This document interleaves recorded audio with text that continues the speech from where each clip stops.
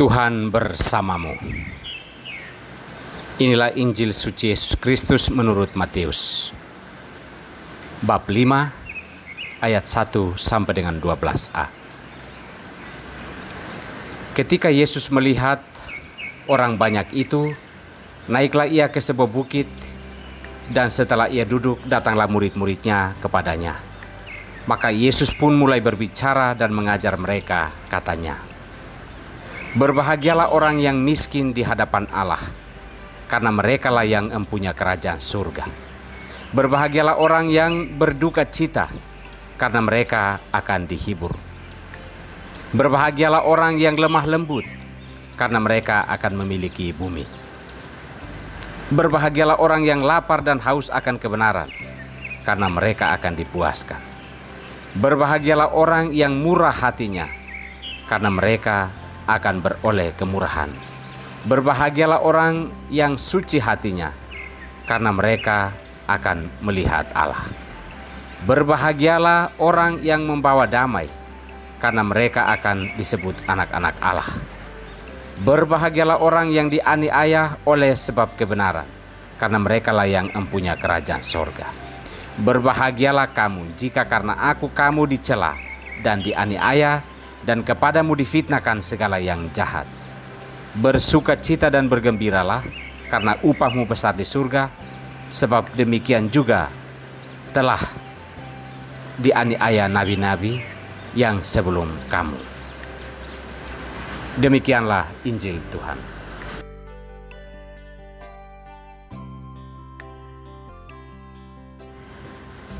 Bahagia dengan cara menderita. Inilah sampan, santapan pembangkit harapan. Bersama saya, Pater Domi Kevi, SVD. Saudara-saudari terkasih, kehidupan yang mudah dan enteng, itulah impian dan harapan setiap orang. Jelas bahwa tidak ada orang yang mau hidup sulit. Jika kebahagiaan masih bisa mudah didapatkan, mengapa harus yang sulit? Jika kebahagiaan masih bisa diperoleh dengan jalan yang mudah, mengapa harus menderita? Itulah ukuran kebahagiaan dan kemudahan hidup menurut ukuran dunia. Saudara-saudariku terkasih, Allah dan kerajaannya mencanangkan sebuah kebahagiaan yang bisa didapatkan oleh semua orang. Akan tetapi kebahagiaan menurut Allah adalah kebahagiaan yang diperoleh melalui perjuangan hidup yang tidak gampang. Bahkan penderitaan dan kematian adalah cara atau jalan untuk mendapatkan kebahagiaan tersebut.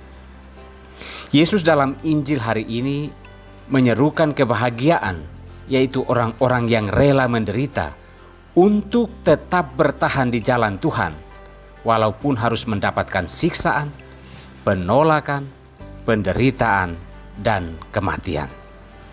Hal ini tentunya sangat bertentangan dengan kebahagiaan yang sangat kita harapkan, yaitu bahagia karena hal-hal yang menyenangkan dan dengan mudah kita dapatkan.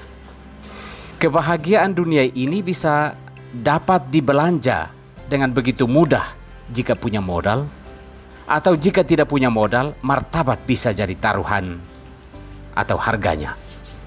Hari ini gereja merayakan Hari Raya Orang Kudus.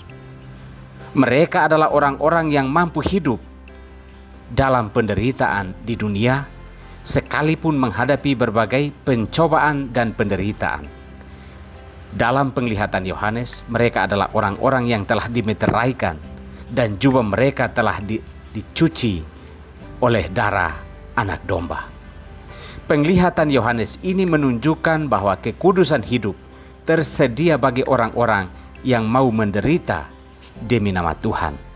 Mereka adalah orang-orang yang berbahagia karena kesetiaan mereka untuk hidup sesuai rencana dan kehendak Allah, apapun tantangannya.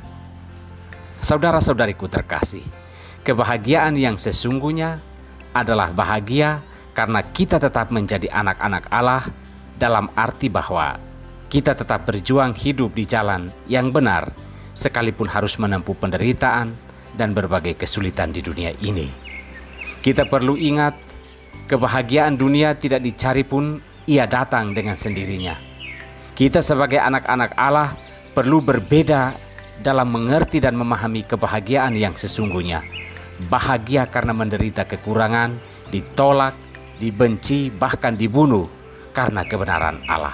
Semoga sabda Tuhan hari ini menguatkan iman kita untuk tetap setia kepada Allah dan jalan-jalannya, baik dalam penderitaan maupun dalam kesenangan.